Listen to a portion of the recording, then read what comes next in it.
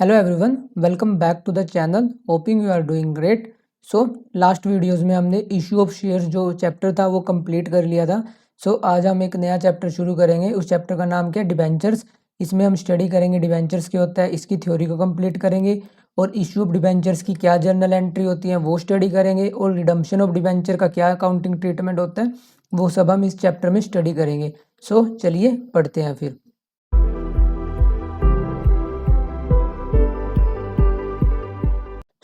Before studying what is the accounting treatment of debentures, इसकी हमें कुछ थ्योरी पता होनी चाहिए कि व्हाट इज डिबेंचर, डिबेंचर्स का मतलब क्या होता है, इसके कितने टाइप्स होते हैं। जैसे कि जब मैंने आपको कंपनी बताया था उसमें मैंने बताया था कि जो कंपनी होती है वो एक आर्टिफिशियल पर्सन होता है। आर्टिफिशियल पर्सन का मतलब वो सिर्फ लो की नज़रों में पर्सन होता है, रियलिटी में वो कोई पर्सन नहीं होता। जब वो रियलिटी में कोई बंदा नहीं है तो उसके पास अपने कोई फंड्स भी नहीं होंगे। जब कंपनी इनकॉर्पोरेट करी जाती है तो वो फंड्स डिफरेंट डिफरेंट सोर्सेज से ऑर्गेनाइज करती है, जैसे कि शेयर्स इशू करके फंड उठाती है, डिबेंचर्स इशू करके फंड उठाती है और लोन बैंक से लेती है। डिबेंचर क्या होता है? डिबेंचर एक टाइप का लोन ही होता है। बट डिबेंचर की डेफिनेशन क्या दे रखी है कंपनीज एक्ट में? Debenture is a return instrument acknowledging a debt under the common seal of the company. मतलब कि डिबेंचर एक टाइप का डेट है जो कि कंपनी की जो सील होती है, सील का मतलब जैसे कि जब कंपनी इनकॉर्पोरेट होती है कंपनीज एक्ट के according registrar of companies company को एक कॉमन सील देती है। मतलब कि वो जैसे जो कंपनी की आपने देखी होगी एक स्टैंप मिलती है। डिबेंचर एक रिटर्न डॉक्यूमेंट होता है जो कि कंपनी तब इशू करती है डिबेंचर होल्डर को जब वो उसके डिबेंचर परचेज करता है, और ये एक टाइप की रसीद होती है जो कि प्रूफ होती है कि जो लैंडर है उसने कंपनी को फंड दिए हैं। डिबेंचर क्या होता है? Debenture is a return instrument. Return instrument का मतलब वो लिखित में होता है, एक स्लिप टाइप में होता है जो कि कंपनी की कॉमन सील होती है जिसपे जो कि ये शो करता है कि इस बंदे ने कंपनी को इतने का लोन दिया हुआ है और उसने कंपनी के डिबेंचर परचेज किए हैं। Debenture is a kind of loan. और बॉन्ड क्या होता है? Bond is also an instrument acknowledging a debt. मतलब जैसा डिबेंचर होता है वैसे ही बॉन्ड होता है, बट रियलिटी में क्या होता था? कुछ टाइम पहले जो बॉन्ड होता था वो सिर्फ जो गवर्नमेंट कंपनीज होती हैं अगर वो इशू करती थी तो उसे बॉन्ड कहते थे, और अगर प्राइवेट कंपनी इशू करती थी तब उसे डिबेंचर कहते थे। बट एट प्रेजेंट जो बॉन्ड इशू होते हैं वो प्राइवेट कंपनी भी कर सकती है, वो नॉन प्राइवेट कंपनी भी कर सकती है। Bond are also being issued by semi government companies and non government organisation. Debenture का मतलब क्या होता है? डिबेंचर एक रिटर्न इंस्ट्रूमेंट होता है जो कि कंपनी इशू करती है, जो बंदे कंपनी को लोन देते हैं। It is a kind of return instrument acknowledging a debt. मतलब कि वो एक रिसीट टाइप होता है कि इस बंदे ने कंपनी को लोन दिया है। वो होता है डिबेंचर। अब हम स्टडी करेंगे जो डिबेंचर्स होते हैं और जो शेयर्स होते हैं उनमें क्या डिफरेंस होता है। पहला डिफरेंस है ओनरशिप। जो शेयर्स में इन्वेस्ट करते हैं वो क्या होते हैं? वो होते हैं कंपनी के ओनर। और शेयर्स में भी आपने दो टाइप के शेयर्स पढ़े थे, इक्विटी शेयर्स और प्रेफरेंस शेयर्स। जो इक्विटी शेयर्स में इन्वेस्ट करते हैं वही होते हैं रियल के ओनर। जो प्रेफरेंस शेयर्स में इन्वेस्ट करते हैं उनको बोलते तो एक्चुअली में ओनर ही हैं, बट रियल ओनर कौन होते हैं? Equity share holders. A share is a part of owned capital whereas debenture is a part of borrowed capital। मतलब कि जो शेयर होता है वो जो ओनर्स की कैपिटल होती है उसका पोर्शन होता है, और जो डिबेंचर होता है वो बोरोड कैपिटल का पोर्शन होता है। Next difference is return. जो शेयर होल्डर्स को रिटर्न दी जाती है उसको डिविडेंड बोलते हैं, और जो डिबेंचर होल्डर्स को रिटर्न दी जाती है कि उन्होंने कंपनी में पैसे लगाए हैं उसको बोलते हैं इंटरेस्ट। और जो डिविडेंड का रेट होता है वो वेरी करता है ईयर टू ईयर।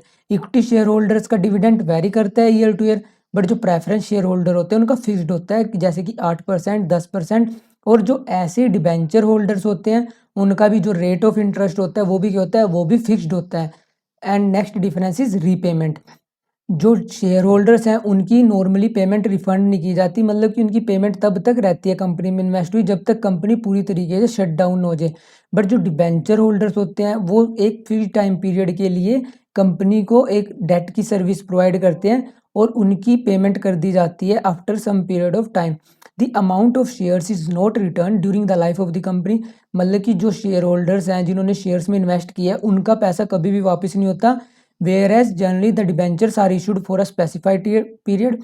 मतलब कि जो डिबेंचर्स होते हैं वो सिर्फ स्पेसिफाइड पीरियड जैसे कि 10 साल के लिए इशू कर दिए, 20 साल, 15 साल, और जैसे ही वो 10-15 साल एक्सपायर होते हैं उनकी जो पेमेंट जो उन्होंने इन्वेस्ट कर रखी होती है वो क्या कर दी जाती है? वो उनको रिटर्न कर दी जाती है। And the next difference is voting right. Share holders को वोटिंग राइट होते हैं। वोटिंग राइट मतलब जैसे कि कंपनी में कोई भी डिसीजन लेना होता है तो उसके लिए वोट कराई जाती है, और ये वोटिंग राइट किसको होता है? सिर्फ और सिर्फ शेयर होल्डर्स। और शेयर होल्डर्स में भी किसको होता है? मेनली इक्विटी शेयर होल्डर्स को। बट डिबेंचर होल्डर्स को ऐसा कोई भी वोटिंग राइट नहीं होता। And the next difference is security. Shares are not secured by any charge. मतलब कि जब शेयर्स इशू होते हैं तो कंपनी उसके अगेंस्ट कोई भी प्रॉपर्टी नहीं देती। मतलब कि अगर कंपनी ने कोई फॉल्ट किया तो उन शेयर होल्डर्स को खुद ही बियर करना पड़ेगा। बट डिबेंचर होल्डर्स के केस में ऐसा नहीं होता।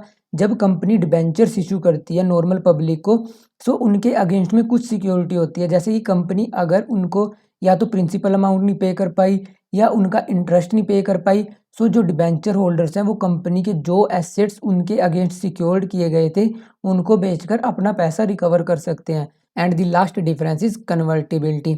शेयर्स होते हैं जो जैसे कि इक्विटी शेयर्स हो गए, उनको कभी भी डिबेंचर्स में कन्वर्ट नहीं कर सकते। बट जो डिबेंचर्स होते हैं उनको शेयर्स में कन्वर्ट कर जा सकता है। और इनको कन्वर्ट कैसे कर सकते हैं? जो कंपनी का मेमोरेंडम ऑफ एसोसिएशन होता है और जो आर्टिकल ऑफ एसोसिएशन होता है उसमें जो टर्म्स एंड कंडीशंस दी गई हैं और जो कंपनीज एक्ट में कंडीशंस दे रखी हैं, अगर वो सारी फुलफिल होती हैं तो डिबेंचर्स को शेयर्स में कन्वर्ट कर सकते हैं। And in that case this debentures is known as convertible debentures. और जिन डिबेंचर्स को इक्विटी शेयर्स में कन्वर्ट कर सकते हैं उनको क्या बोलते हैं हम? Convertible debentures. सो ये थे differences between shares and debentures. So अब हम स्टडी करेंगे जो डिबेंचर्स होते हैं। डिबेंचर्स क्या होता है? मैंने आपको एक टाइप का लोन होता है, वो कितने टाइप का होता है। जैसे कि from the point of view of security, मतलब सिक्योरिटी के पॉइंट ऑफ व्यू से डिबेंचर्स के कितने टाइप होंगे। पहला टाइप है सिक्योर्ड डिबेंचर्स। सिक्योर्ड डिबेंचर्स कौन से डिबेंचर्स होते हैं? वो डिबेंचर्स जिनके अगेंस्ट में कुछ चार्ज क्रिएट किया गया हो। चार्ज का मतलब जैसे कि अगर कंपनी कोई भी डिफॉल्ट करती है उनकी पेमेंट में, सो वो उस पर्टिकुलर एसेट को बेचकर अपना अमाउंट रिकवर कर सकते हैं। उन डिबेंचर्स को हम क्या बोलते हैं? उनको बोलते हैं हम सिक्योर्ड डिबेंचर्स। और सिक्योर्ड डिबेंचर्स में जो चार्ज क्रिएट किया जाता है वो दो टाइप का हो सकता है। एक होता है फिक्स्ड चार्ज और दूसरा क्या होता है? Floating charge. फिक्स्ड चार्ज का मतलब वो एसेट जो कि कंपनी में फिक्स रहेगा, जैसे कि मशीनरी है, प्लांट है, बिल्डिंग है, मतलब उसमें कुछ तो चेंज नहीं आ रहा। जैसा एक प्लांट है वो सेम ही एग्जिस्ट करेगा। और फ्लोटिंग चार्ज का मतलब क्या होता है? वो एसेट जो रेगुलरली चेंज होते रहते हैं, जैसे कि स्टॉक हो गया, डेटर्स हो गए। सो वो एसेट्स जो कि कभी चेंज नहीं होते, उनके अगेंस्ट जो चार्ज किया जाता है या जो मतलब कि एज अ सिक्योरिटी क्रिएट किए जाते हैं वो होता है अपना फिक्स्ड चार्ज। और वो एसेट्स जो रेगुलरली चेंज होते रहते हैं, जैसे कि स्टॉक, नया स्टॉक आएगा, पुराना स्टॉक खत्म हो जाएगा, सो उनके अगेंस्ट जो चार्ज क्रिएट करेंगे उसे बोलेंगे हम फ्लोटिंग चार्ज। सो जो डिबेंचर्स जिनके अगेंस्ट या तो फिक्स्ड चार्ज किया गया हो या फ्लोटिंग चार्ज क्रिएट किया गया हो उनको बोलते हैं हम secured debentures. And the next type of debentures is unsecured. वो डिबेंचर्स जिनके अगेंस्ट कोई भी स्पेसिफिक चार्ज ना क्रिएट किया गया हो उसे बोलते हैं हम unsecured debentures. So next difference is from the point of view of tenure, मतलब कि उनको कितने टाइम बाद उनकी पेमेंट करी जाएगी। पहला टाइप है रिडीमेबल डिबेंचर। रिडीमेबल का मतलब होता है repayment. Redeemable debentures are those debentures which are payable on the expiry of specified period. मतलब कि वो डिबेंचर्स जिनको कुछ टाइम बाद उनकी डिबेंचर्स होल्डर को उनकी पेमेंट वापस कर दी जाएगी उनको बोलते हैं हम रिडीमेबल डिबेंचर्स। और वो पेमेंट या तो एक साथ भी हो सकती है कि मतलब सारा का सारा अमाउंट एक ही इंस्टॉलमेंट में, या उनको डिफरेंट इंस्टॉलमेंट में भी हम पे कर सकते हैं। So debentures can be redeem either at par और एट प्रीमियम। मतलब कि जो डिबेंचर्स की पेमेंट होगी उनको प्रीमियम पे भी पे कर सकते हैं या उनको पार पे भी पे कर सकते हैं। And the next type of debentures is irredeemable debentures. Irredeemable debentures हमारे वो डिबेंचर्स होते हैं जिनकी पेमेंट तब तक नहीं करी जाती जब तक कंपनी या तो समाप्त न हो जाए या वाइंड अप न हो जाए। सो उन डिबेंचर्स को बोलते हैं हम इररिडीमेबल डिबेंचर्स। इनका दूसरा नाम क्या है? Perpetual debentures.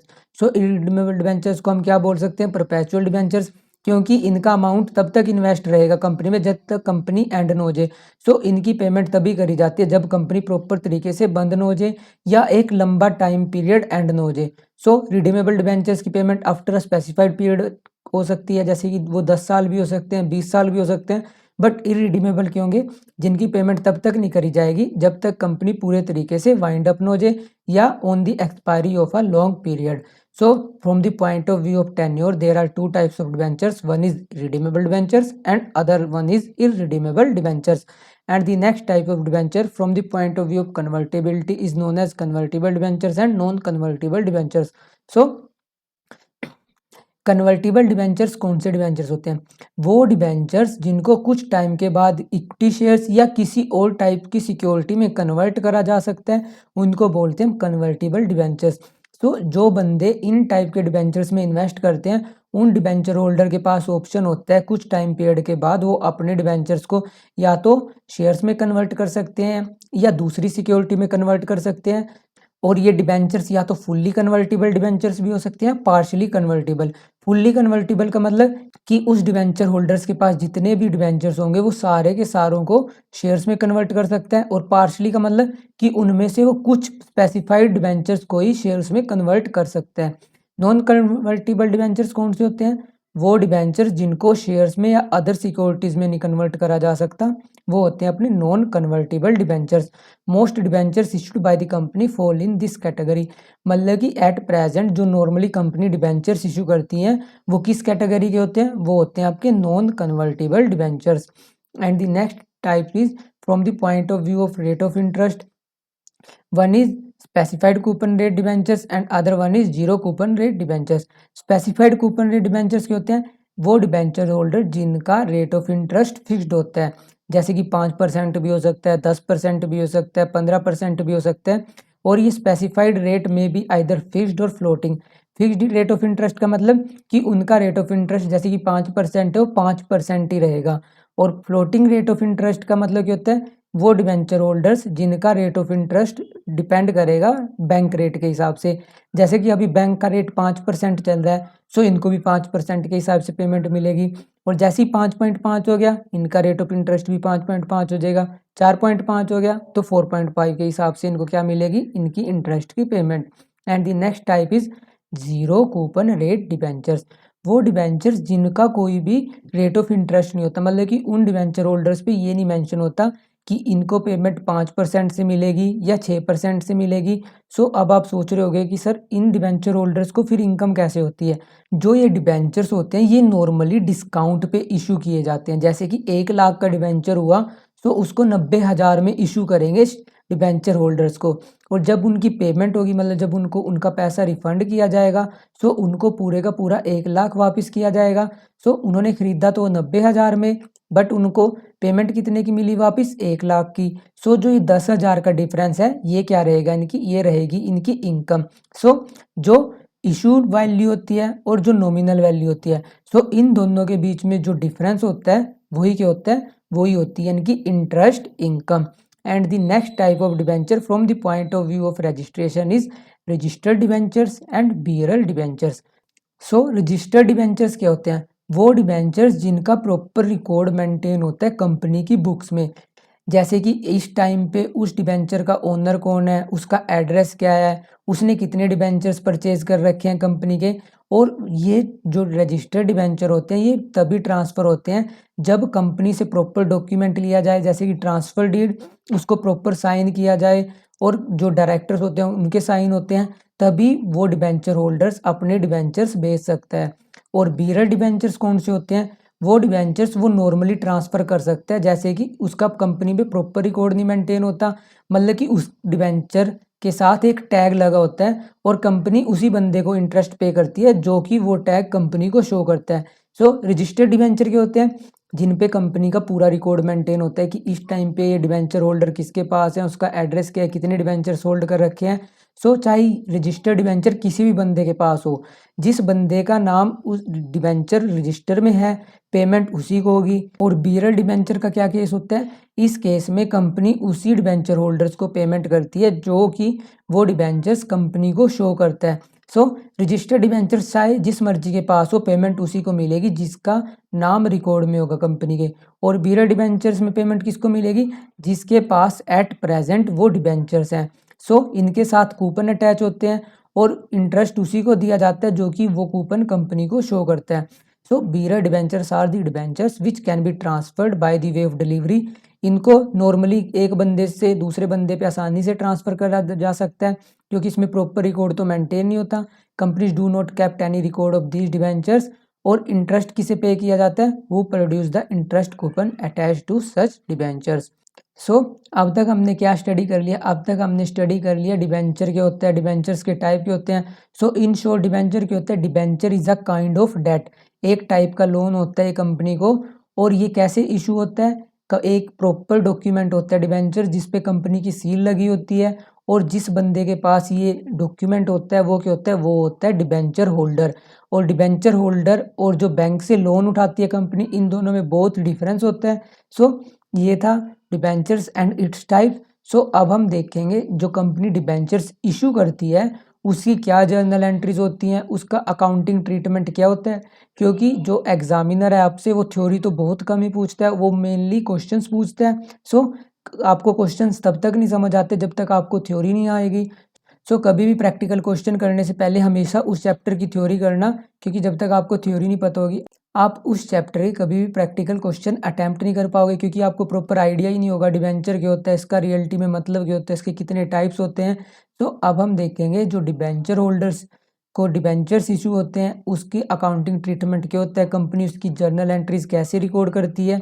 सो जो अकाउंटिंग ट्रीटमेंट होता है डिबेंचर्स का वो सिमिलर होता है जैसे कि शेयर्स का था। इसमें भी कंपनी प्रोस्पेक्टस इशू करती है और डिबेंचर होल्डर से एप्लीकेशन मनी मंगवाती है। और जो डिबेंचर होल्डर एप्लीकेशन मनी भेज देते हैं उनको फिर अलॉटमेंट होती है। सो डिबेंचर्स की पहली जर्नल एंट्री की होगी, सबसे पहले जब भी डिबेंचर्स पे अमाउंट कॉल करेगी कंपनी, वो या तो एक ही इंस्टॉलमेंट में कॉल कर सकती है जैसे कि शेयर्स का केस था, ऐसे ही डिबेंचर्स का केस हो सकता है कि सारा का सारा अमाउंट एक ही इंस्टॉलमेंट में मंगवा ले या उसको डिफरेंट इंस्टॉलमेंट में कॉल कर सकती है। तो जब कंपनी सारा का सारा अमाउंट एक डिबेंचर होल्डर से एक ही इंस्टॉलमेंट में कॉल कर ले, सो उसकी जर्नल एंट्री क्या होगी, जब एप्लीकेशन मनी मिलेगी सो उसकी जर्नल एंट्री रहेगी आपकी bank account debit to debenture application and allotment account. जब भी कंपनी सारा का सारा अमाउंट एक ही इंस्टॉलमेंट में कॉल कर लेती है तब हम एक कौन सा अकाउंट ओपन करते हैं, तब हम अकाउंट ओपन करते हैं debenture application and allotment account. ये जर्नल एंट्री मैंने आपको इशू ऑफ शेयर्स में भी बताई थी, बस उसमें क्या डिफरेंस था, वहाँ पे कंपनी शेयर्स इशू कर रही थी, यहाँ पे कंपनी की डिबेंचर्स इशू कर रही है। और नेक्स्ट जर्नल एंट्री क्या होगी, जब उनको अलॉटमेंट होगी। सो इसकी जर्नल एंट्री क्या होगी, debenture application and allotment account debit to debentures account. So ये तो था केस जब सारा का सारा अमाउंट एक ही इंस्टॉलमेंट में कॉल कर ले। अब हम देखेंगे जब कंपनी जो डिबेंचर से अमाउंट कॉल करेगी वो दो इंस्टॉलमेंट में कॉल करेगी, मतलब कि पहले एप्लीकेशन मंगवाएगी फिर अलॉटमेंट मंगवाएगी। सो जब कंपनी एप्लीकेशन मंगवाएगी, सो जब उसे एप्लीकेशन मनी मिलेगी, सो उसकी जर्नल एंट्री क्या होगी, उसकी जर्नल एंट्री रहेगी आपकी bank account debit to debentures application account. और जब उनको अलॉटमेंट करी जाएगी सो वो एप्लीकेशन मनी एडजस्ट करी जाएगी, तब उसकी जर्नल एंट्री क्या होती है, debenture application account debit to debentures account. First and journal entry में हमने एप्लीकेशन मनी सिर्फ रिसीव करी थी, हमने इसे डिबेंचर्स अकाउंट में क्यों नहीं ट्रांसफ़र किया, हमने इसे ट्रांसफ़र इसलिए नहीं किया क्योंकि अभी तक उनको शेयर्स अलॉट नहीं हुए। सो जब तक शेयर्स अलॉट नहीं हुए हम डिबेंचर्स अकाउंट में कभी भी जो डिबेंचर होल्डर से अमाउंट मिला है उसे कभी भी ट्रांसफ़र नहीं करेंगे, क्योंकि अभी तक हमें ये नहीं पता कि किस किस बंदे को एक्चुअली में डिबेंचर्स अलॉट हुए हैं। सो अपनी नेक्स्ट जर्नल एंट्री क्या होगी, जब अलॉटमेंट मनी ड्यू होगी उसकी जर्नल एंट्री क्या रहेगी, debentures allotment account debit to debentures account. और जब अलॉटमेंट मनी रिसीव मिलेगी तब जर्नल एंट्री क्या होगी, bank account debit to debentures allotment account. So ये तो था सिनेरियो जब कंपनी दो इंस्टॉलमेंट में डिबेंचर्स का अमाउंट कॉल करती है। तो कंपनी हो सकता है इससे ज़्यादा इंस्टॉलमेंट में भी अमाउंट कॉल करे, मतलब कि वो जो डिबेंचर्स का अमाउंट है वो एप्लीकेशन पे मंगवाएगी, अलॉटमेंट पे मंगवाएगी, फर्स्ट कॉल करेगी, सेकंड कॉल करेगी एंड सो ऑन। तो इसका ट्रीटमेंट भी सेम वैसे ही रहेगा जैसे कि शेयर्स का था। तो जब कंपनी कॉल्स पे अमाउंट मंगवाएगी तब जर्नल एंट्री की होगी, सबसे पहले हम कॉल मनी ड्यू करेंगे, debentures first call account debit to debentures account. और जब रिसिप्ट होगी उसकी तब जर्नल एंट्री की होगी, bank account debit to debentures first call account. ऐसी जब वो सेकंड कॉल करेगी तब हम जर्नल एंट्री क्या करेंगे, debenture second call to debentures पहले ड्यू करेंगे फिर रिसीव करेंगे। और जो लास्ट इंस्टॉलमेंट होगी उसके साथ हम वर्ड क्या लगाएंगे, फाइनल। जैसे कि अगर फर्स्ट कॉल ही आपकी लास्ट कॉल होगी तब हम लिखेंगे debenture first and final call account debit to debentures account. और जब इसकी रिसिप्ट होगी तब हम लिखेंगे bank account debit to debentures first and final call account. So ये थे सिनेरियो डिफरेंट, जिसमें जो कंपनी है वो डिबेंचर्स का अमाउंट एक ही टाइम में मंगवा सकती है, 2 इंस्टॉलमेंट में भी कॉल कर सकती है और 2 से ज़्यादा इंस्टॉलमेंट में भी कॉल कर सकती है। सो ये थी कंप्लीट थ्योरी डिबेंचर की। इसके अलावा जो रेस्ट ऑफ थ्योरी है वो मैं आपको न्यूमेरिकल के साथ साथ कराऊंगा। सो अब हम इसके न्यूमेरिकल्स देखेंगे। सो अब तक हमने जो इशू ऑफ डिबेंचर्स थी उसकी थ्योरी कर ली थी। सो अब हम इसके प्रैक्टिकल्स देखेंगे। सो अपना प्रैक्टिकल क्वेश्चन शुरू करने से पहले आपको पता होना चाहिए जो डिबेंचर्स इशू होते हैं वो 3 कैटेगरीज में इशू हो सकते हैं, मतलब 3 टाइप्स में इशू हो सकते हैं। वो एट अ पार पे भी हो सकते हैं। पार पे इशू होने का मतलब जैसे कि डिबेंचर की फेस वैल्यू 10 रुपीज़ है और कंपनी उसे 10 रुपीज़ में इशू कर दे, तब उसे बोलेंगे पार पे। प्रीमियम का क्या केस होता है, जब फेस वैल्यू 10 है और कंपनी उसे 15 पे या 10 रुपये से ज़्यादा में कितने में भी इशू कर दे, उसे बोलेंगे हम प्रीमियम केस। और डिस्काउंट का क्या केस होता है, जैसे कंपनी का जो डिबेंचर था उसकी फेस वैल्यू थी 10 रुपीज़ और कंपनी उसे इससे कम में इशू करती है। हो सकता है वो 7 रुपीज़ भी हो सकता है, 8 भी, 9 भी। सो जो कंपनीज एक्ट है उसमें शेयर्स तो कभी भी डिस्काउंट पे इशू नहीं हो सकते, बट जो आपके डिबेंचर्स हैं वो डिस्काउंट पे कंपनी इशू कर सकती है। मतलब कंपनीज एक्ट में ऐसी भी कोई भी प्रोहिबिशन नहीं है कि जो डिबेंचर्स हैं वो आपके डिस्काउंट पे इशू नहीं हो सकते। सो जो डिबेंचर्स हैं वो पार पे भी इशू हो सकते हैं, वो प्रीमियम पे भी इशू हो सकते हैं और वो डिस्काउंट पे भी इशू हो सकते हैं। बस डिस्काउंट में क्या चीज़ें ध्यान में रखनी है, जो डिस्काउंट कंपनी डिबेंचर्स इशू पे देगी वो उसको राइट ऑफ करना पड़ता है at the earliest. At the earliest मतलब जितना कंपनी डिस्काउंट देगी डिबेंचर्स को इशू करने में, हो सकता है सपोज करो वो 10 लाख हो, 20 लाख हो, जितना भी हो, उसे वो with in a period of 12 month right of करना पड़ता है। बट काफ़ी बारी कंपनी क्या पॉलिसी अपनाती है कि उसे वो एक लंबे टाइम पीरियड में राइट ऑफ करती है। मतलब अगर एट प्रेजेंट उसके पास कोई सिक्योरिटी प्रीमियम रिजर्व हो या प्रॉफिट एंड लॉस में बैलेंस हो, तब तो उसे उसी साल में राइट ऑफ कर देती है। या कंपनी क्या पॉलिसी अपनाती है कि जब तक उन डिबेंचर्स का बेनिफिट मिलेगा कंपनी को, वो उस टाइम पीरियड में उस डिस्काउंट को राइट ऑफ कर देगी। राइट ऑफ करने का मतलब कि आपके पास प्रीमियम भी दिख रहा है कंपनी की बैलेंस शीट में और डिस्काउंट भी दिख रहा है। सो इन दोनों को एक दूसरे से कैंसिल आउट करके नल बैलेंस दिखा दिया जाता है। सो ये जो डिस्काउंट का केस है कैसे राइट ऑफ होता है ये मैं आपको नेक्स्ट वीडियो में कराऊंगा। अभी के लिए आप सिंपल से बेसिक्स क्वेश्चन करो कि जो कंपनी डिबेंचर्स इशू करती है उसकी जर्नल एंट्रीज क्या होती हैं और उसका अकाउंटिंग ट्रीटमेंट क्या होता है। सो अपना फर्स्ट क्वेश्चन है, TV component limited issued 10,000 12% debentures of ₹100 each at a discount of ₹5% payable as follow on application 40 on allotment 55। मतलब कि एप्लीकेशन पे दिए 40 रुपीज़ और अलॉटमेंट पे दिए 55। सो जब मैंने आपको अकाउंटिंग फॉर शेयर कैपिटल कराया तो उसमें मैंने क्या बताया था, अगर कि कुछ ना मेंशन हो कि डिस्काउंट या प्रीमियम कब दिया है, सो हम उसे कब मानेंगे, अलॉटमेंट के टाइम। अलॉटमेंट के टाइम ही हम प्रीमियम को कंसीडर कर लेंगे, अलॉटमेंट के टाइम ही हम डिस्काउंट को कंसीडर कर लेंगे। सो शेयर कितने का नॉर्मल 100 रुपीज़, बट ये इशू कितने में हुआ है, ये इशू हुआ है आपका 95 में। सो 5 रुपीज़ का क्या, 5 रुपीज़ का डिस्काउंट। सो हमें क्वेश्चन में बोल रहा है कि show the journal entries including those for cash assuming that all the instalments were duly collected all the relevant portion of the balance sheet. So हमें जर्नल प्रिपेयर करना है और हमें बोला गया है कि हमें बैलेंस शीट का जो अमाउंट है वो डिफरेंट पर्टिकुलर्स में हमें शो करना है।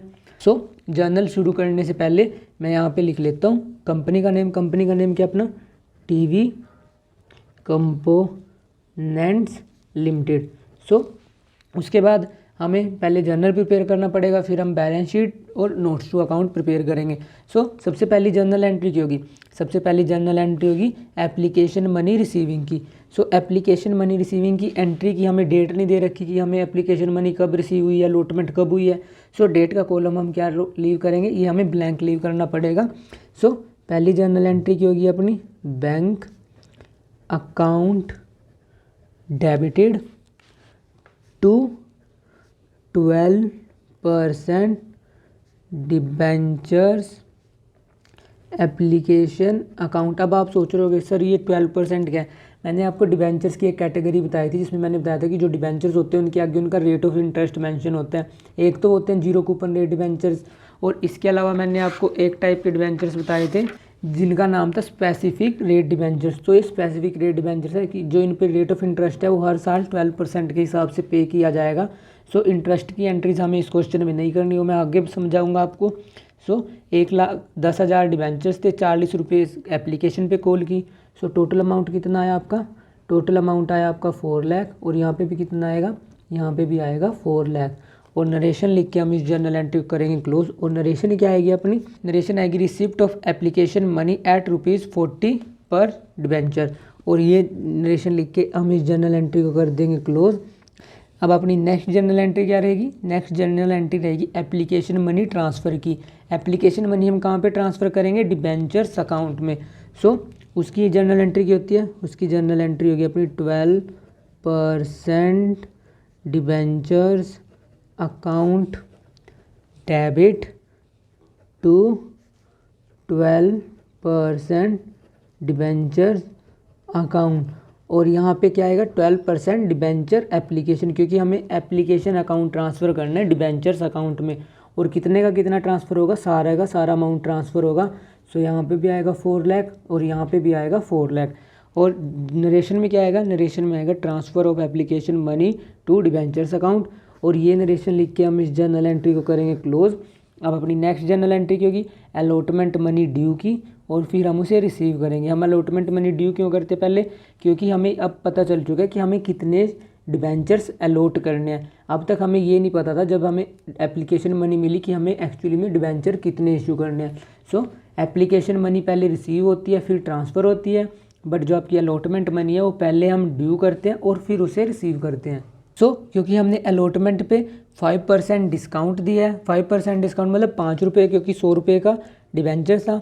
सो अब हमें जो डिस्काउंट की एंट्री है वो हमें इनकॉर्पोरेट करनी पड़ेगी जब हम अलॉटमेंट मनी ड्यू करेंगे। सो उसकी जर्नल एंट्री क्या होगी, उसकी जर्नल एंट्री रहेगी अपनी 12% डिबेंचर्स अलॉटमेंट अकाउंट डेबिट। अब discount on issue of debenture account को भी हम डेबिट करेंगे, क्योंकि ये क्या अपना, ये है कंपनी का एक टाइप का loss. So all losses are debited, ये आपने पढ़ा होगा जब आपने क्लास 11th की जर्नल एंट्रीज के बेसिक रूल पढ़े होंगे, वहाँ पे आपने 3 टाइप्स के रूल पढ़े होंगे। सो आपने ये वहाँ पे स्टडी किया होगा। सो यहाँ पे आएगा discount on issue of debentures account debit. और ये सारी की सारी मनी ट्रांसफ़र कहाँ पे होगी, ये ट्रांसफ़र होगी आपकी डिबेंचर्स अकाउंट में टू 12% डिबेंचर्स अकाउंट। और अमाउंट कितना आएगा, कितने थे डिबेंचर्स, 10,000, 55 रुपये की अलॉटमेंट थी, 5 रुपये का क्या था, डिस्काउंट था। सो 10,000 की जब आप 55 से मल्टीप्लाई करोगे ये आएगा आपका 5,50,000। और यहाँ पे कितना आएगा, यहाँ पे आएगा आपका 50,000। और टोटल डिबेंचर्स का अमाउंट कितना होगा, 6 लाख। सो इस जर्नल एंट्री को भी आप नरेशन लिख के क्या करोगे क्लोज। नरेशन में क्या आएगा, allotment money due on debentures, और ये नरेशन लिख के आप इस जर्नल एंट्री को कर दोगे क्लोज। अब अपनी नेक्स्ट जर्नल एंट्री की होगी अलॉटमेंट मनी रिसीव की। सो अलॉटमेंट मनी रिसीव की जर्नल एंट्री की होगी bank account debit to 12% debenture allotment account. और अमाउंट कितना आएगा, क्योंकि जो आपने डिस्काउंट दिया है वो तो आप रिसीव नहीं करोगे। सो आप एक्चुअली में कितना अमाउंट रिसीव करोगे, आप रिसीव करोगे 5,50,000। यहाँ पे भी कितना आएगा 5,50,000। और नरेशन में क्या आएगा, नरेशन में आएगा receipt of allotment money on debenture. और ये नरेशन लिख के आप इस जर्नल एंट्री को कर दोगे क्लोज। और जो सारी की सारी जर्नल एंट्रीज थी वो यहाँ पे कंप्लीट हो चुकी हैं। सो अब हमें क्वेश्चन में बोलना था कि हमें बैलेंस शीट प्रिपेयर करनी है और नोट्स टू अकाउंट प्रिपेयर करने हैं। सो बैलेंस शीट का फॉर्मेट आपको मैं एज्यूम कर रहा हूँ अब तक आ चुका होगा, क्योंकि मैंने पिछले चैप्टर में आपको बैलेंस शीट प्रॉपर कराई थी। सो बैलेंस शीट में ये पर्टिकुलर्स बनते हैं। सबसे पहले इक्विटी एंड लायबिलिटीज, सेकंड क्या होता है एसेट्स। इक्विटी एंड लायबिलिटीज में फर्स्ट टर्म कॉलम किसका प्रिपेयर करेंगे, लॉन्ग टर्म बोरोइंग्स का। सो लॉन्ग टर्म बोरोइंग्स कितनी थी, कितना अमाउंट आएगा इसमें, सबसे पहले हम इसका नोट्स टू अकाउंट बनाएंगे। यहाँ पे लिख लेता हूँ मैं नोट नंबर 1, और यहाँ पे 1 के आगे लिख लेता हूँ लॉन्ग टर्म बोरोइंग्स। और लॉन्ग टर्म बोरोइंग्स में अमाउंट कितना आएगा, कितने डिबेंचर्स थे आपके, आपके डिबेंचर्स थे 10,000 डिबेंचर्स थे एट ₹12%। 12% ये क्या है, ये है आपका रेट ऑफ इंटरेस्ट। और कितने का था एक डिबेंचर, एक डिबेंचर्स था एट ₹100 ईच। सो एक लॉन्ग टर्म बोरोइंग में तो सारा का सारा अमाउंट आएगा, इसमें हमें डिस्काउंट इग्नोर करना है, क्योंकि एक्चुअली में डिबेंचर्स कितने थे, मतलब एक्चुअली में जो कंपनी ने इशू किए थे वो कितने किए, 10,000 के डिबेंचर्स, 100 का एक था। सो टोटल अमाउंट कितना था, टोटल अमाउंट था आपका 10 लाख।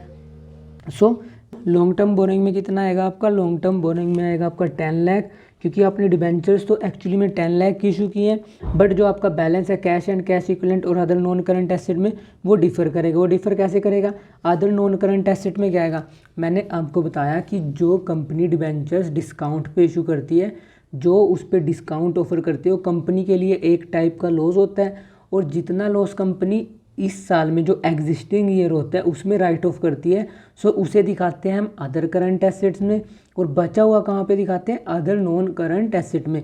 सो अभी के लिए मैंने सिर्फ ये एज्यूम किया जो सारा का सारा डिस्काउंट है वो कंपनी लास्ट में राइट ऑफ करेगी। सो अभी के लिए जितना कंपनी ने डिस्काउंट ऑफर किया वो कहाँ पे शो करना पड़ेगा हमें, अदर नॉन करंट एसेट में। सो सेकंड पर्टिकुलर्स बना लेता हूँ मैं नॉन करंट एसेट्स का। सो यहाँ पे क्या लिख लेता हूँ मैं, अदर नॉन करंट एसेट्स, और इसमें अमाउंट कितना है, इसमें अमाउंट आएगा आपका कितने का डिस्काउंट ऑफर किया, डिस्काउंट ऑफर किया 5 रुपये के हिसाब से 10,000 शेयर्स पे। सो ये आएगा आपका 50,000। सो यहाँ पे आएगा 50,000, और कैश कितना रिसीव किया, कैश रिसीव किया सारा का सारा अमाउंट रिसीव किया, 40 रुपीज़ रिसीव किए हमने उस पर एप्लीकेशन पे, और 55 रिसीव किए हमने अलॉटमेंट पे। सो टोटल कितने 95, और कितने डिबेंचर्स थे 10,000। सो टोटल अमाउंट कितना रिसीव किया, 9,50,000। सो थर्ड किसका प्रिपेयर होगा, कैश एंड कैश इक्विवेलेंट का। सो यहाँ पे लिख लेता हूँ मैं कैश एंड कैश इक्विवेलेंट, और यहाँ पे अमाउंट कितना आएगा, अमाउंट आएगा आपका 9,50,000। सो यहाँ पे कितना आ जाएगा, थर्ड में यहाँ पे आ जाएगा 9,50,000, और जो आपकी बैलेंस शीट है वो क्या हो जाएगी, वो हो जाएगी आपकी टैली। और इसके अलावा अगर आप कोई और बुक देखोगे तो उसमें बुक्स में अलग अलग एजम्पशंस होती है, जैसे कि इसमें टोटल डिस्काउंट कितना था 50,000। सो किसी बुक में कोई ऑथर ये एज्यूम कर ले कि उसने एज्यूम कर लिया जो डिबेंचर्स हैं वो 10 साल के लिए इशू किए हैं, सो वो हर साल 5-5 हज़ार का डिस्काउंट राइट ऑफ करता जाएगा। राइट ऑफ करने का मतलब जो 5,000 है वो तो प्रॉफिट एंड लॉस से राइट ऑफ कर देगा, और जो बचा हुआ है 45,000 है वो कहाँ पे शो करेगा, अदर नॉन करंट एसेट में, और जो 5,000 है वो कहाँ पे शो करेगा, वो अदर करंट एसेट्स में।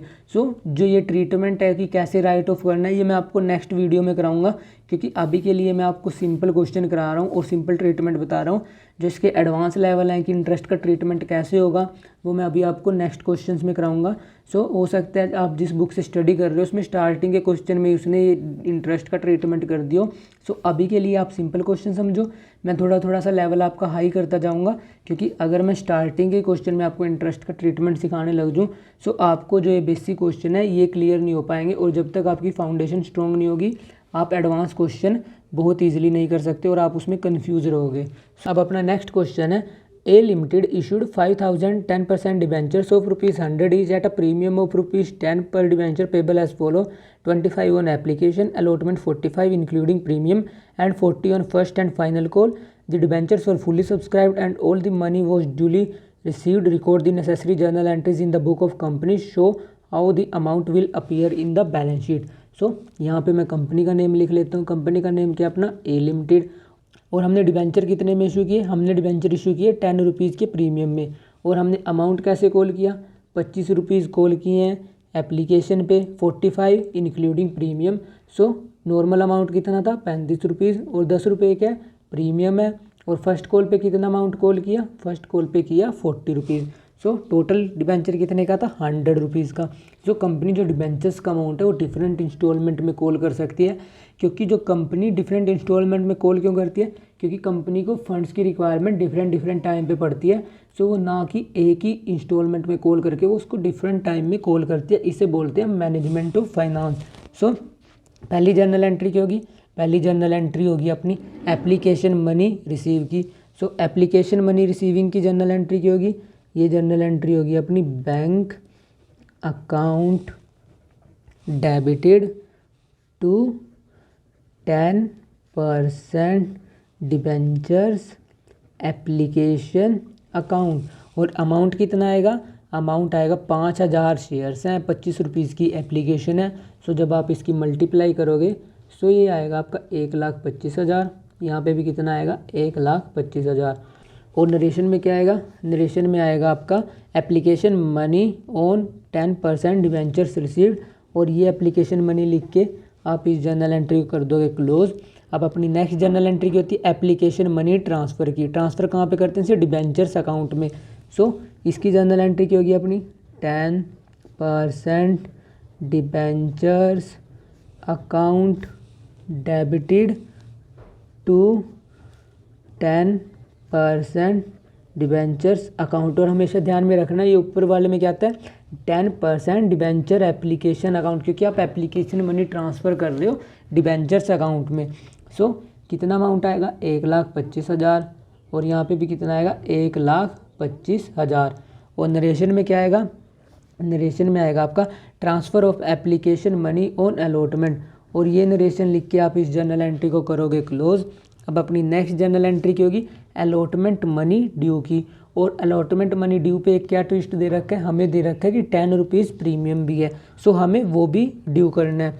सो उसकी जर्नल एंट्री की होगी 10% debenture allotment account debited to 10% debentures account to security premium reserve account. So हमें यहाँ पे सिक्योरिटी प्रीमियम भी क्या करना है, ड्यू करना है। सो यहाँ पे आएगा सिक्योरिटी प्रीमियम रिजर्व अकाउंट। और कितना अमाउंट है 35 रुपीज़ का नॉर्मल अलॉटमेंट अमाउंट है, 10 रुपीज़ प्रीमियम है, और टोटल कितना हुआ 45। सो जब आप 45 की मल्टीप्लाई करोगे 5 से, सो ये कितना आएगा, ये आएगा आपका 2,25,000। और यहाँ पे अगर आप 5,000 की किससे मल्टीप्लाई करोगे, क्योंकि आपने डिबेंचर्स पे कितना ट्रांसफ़र करना है, सिर्फ 35 रुपीज़। और जो सिक्योरिटी प्रीमियम रिजर्व है वो कितना है 5,000 रुपीज़ इंटू 10। सो यहाँ पे ट्रांसफ़र होगा सिर्फ 50,000। और यहाँ पे कितना ट्रांसफ़र होगा आपका 1,75,000। और नरेशन में क्या आएगा, allotment money due on 10% debentures and security premium reserve also due. So ये नरेशन लिख के आप इस जर्नल एंट्री को कर दोगे क्लोज। अब अपनी नेक्स्ट जर्नल एंट्री की होगी अलॉटमेंट मनी रिसीव की। सो अलॉटमेंट मनी रिसीव की जर्नल एंट्री की होगी आपकी bank account debit to 10% debentures allotment account. और क्योंकि सारे के सारे शेयर्स पे हमें अलॉटमेंट मनी रिसीव हो चुकी है, सो अमाउंट कितना आएगा, अमाउंट आएगा 2,25,000। और यहाँ पे भी कितना आएगा 2,25,000, क्योंकि किसी भी डिवेंचर होल्डर ने डिफ़ॉल्ट नहीं किया पे करने के लिए। सो नरेशन में क्या आएगा, allotment money received on all debentures. और ये नरेशन लिख के हम इस जर्नल एंट्री को कर देंगे क्लोज। अब अपनी नेक्स्ट जर्नल एंट्री की होगी first and final call due की। सो कितना अमाउंट है 40 रुपीज़। और कितने डिवेंचर्स हैं 5,000। सो जर्नल एंट्री की होगी 10% debenture first and final call account debit to 10% debentures account. और अमाउंट कितना आएगा 40 रुपीज़ हैं, 5,000 शेयर हैं। सो ये आपका अमाउंट बना 2 लाख रुपीज़। और यहाँ पे भी कितना आएगा 2 लाख रुपीज़। और नरेशन में क्या लिखोगे आप, नरेशन में लिखोगे आप first and final call money due on 5,000 debenture ₹60 पर डिबेंचर। और ये नरेशन लिख के आप इस जर्नल एंट्री करोगे क्लोज। अब अपनी लास्ट जर्नल एंट्री की होगी, अपनी लास्ट जर्नल एंट्री होगी first and final call receive की। First and final call receive की लास्ट जर्नल एंट्री की होगी bank account debit to 10% debenture first and final call account. और अमाउंट कितना आएगा आपका अमाउंट आएगा यहाँ पे 2 लाख रुपीज़। और यहाँ पे भी कितना आएगा 2 लाख रुपीज़। और नरेशन में क्या आएगा, नरेशन में आएगा first and final call money received. और ये नरेशन लिख के आप इस जर्नल एंट्री को करोगे क्लोज। अब अपना लास्ट अकाउंटिंग ट्रीटमेंट क्या है, इस क्वेश्चन की बैलेंस शीट प्रिपेयर करना। और बैलेंस शीट के साथ साथ ही हमें नोट्स टू अकाउंट भी प्रिपेयर करने हैं। सो बैलेंस शीट का फॉर्मेट आपको आता है। सो यहाँ पे आएगा इक्विटी एंड लायबिलिटीज़, दूसरा क्या होता है एसेट्स, इक्विटी एंड लाइबिलिटी में शेयर होल्डर्स फंड्स के अंदर सब हेडिंग क्या बनेगी, reserve and surplus. Reserve and surplus में क्या आएगा, वो अमाउंट जो कि सिक्योरिटी प्रीमियम रिजर्व में कॉल किया था। सो यहाँ पे लिख लेता हूँ मैं अकाउंट नंबर 1, यहाँ पे आएगा अकाउंट नंबर 1। सो यहाँ पे आएगा आपका रिजर्व्स एंड सरप्लस, और इसके अंदर किसकी हेडिंग बनेगी, सिक्योरिटी प्रीमियम रिजर्व अकाउंट। आप यहाँ पे प्रॉपर लिखना। और कितना अमाउंट था, और अमाउंट कितना आएगा, 5000 डिबेंचर्स हैं, 10 रुपीज़ का प्रीमियम है। सो कितना अमाउंट हुआ, ये हुआ आपका 50,000। सो यहाँ पे कितना आएगा, यहाँ पे आएगा आपका 50,000। इसके बाद नेक्स्ट किसकी हेडिंग बनेगी, long term borrowings. Long term borrowings में कितना आएगा, 5000 डिबेंचर्स थे, और कितने का था एक डिबेंचर, 100 रुपीज़ का। सो यहाँ पे लिख लेता हूँ मैं नोट नंबर 2, यहाँ पे आएगा नोट नंबर 2, यहाँ पे आएगा लॉन्ग टर्म बोरोइंग। और लॉन्ग टर्म बोरोइंग में आपको क्या दिखाना है, 5000 10% डिबेंचर्स एट ₹100 ईच। और अमाउंट कितना बना आपका, ये बना आपका 5 लाख। सो यहाँ पे कितना आएगा, यहाँ पे आएगा आपका 5 लाख। सो जो आपकी इक्विटी एंड लाइबिलिटीज़ है उसका टोटल कितना बना, ये टोटल बना आपका 5,50,000 रुपीज़। और नेक्स्ट किसकी हेडिंग बनेगी, नेक्स्ट हेडिंग बनेगी आपकी कैश एंड कैश इक्विवेलेंट की। सो यहाँ पे लिख लेता हूँ मैं नोट नंबर 3, नोट नंबर 3, और यहाँ पे आएगा कैश एंड कैश इक्विवेलेंट। और इसमें अमाउंट कितना आएगा, कितने का था एक डिबेंचर, एक डिबेंचर था नॉर्मली 100 रुपीज़ का, जिस पे 10 रुपीज़ प्रीमियम कॉल किया था। सो एक्चुअली में अमाउंट कितना मिलेगा, 5000 डिबेंचर्स पे 110 रुपये के हिसाब से हमें अमाउंट मिलेगा। सो ये अमाउंट कितना बना होगा आपका, जब आप इसकी मल्टीप्लाई करोगे, सो ये बनेगा आपका 5,50,000। सो यहाँ पे कितना आएगा, 5,50,000।